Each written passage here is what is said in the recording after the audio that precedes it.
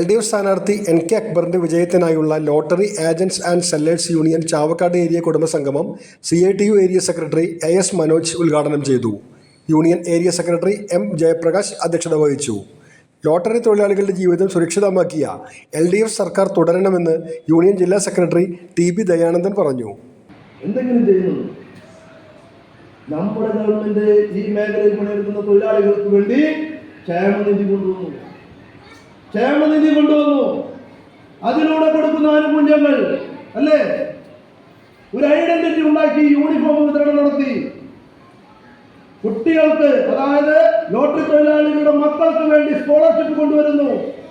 വഴിയോരങ്ങളിൽ കച്ചവടം ചെയ്യുന്ന തൊഴിലാളികൾക്ക് ബീച്ചംബർല കൊടുക്കുന്നു.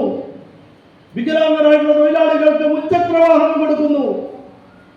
അങ്ങനെ ഓരോ ഓണത്തിനും ഉത്സവ പദ്ധതിയായി 7500 കൊടുക്കുന്നു. അതിലൂടെ പെൻഷൻ വാങ്ങിക്കുന്ന തൊഴിലാളികൾക്ക് 2750 രൂപ വെച്ച് കൊടുക്കുന്നു. മറ്റ് പെൻഷനുകളിൽ നിന്ന് വ്യത്യസ്തമായി നമ്മൾ കൊടുക്കുന്നു.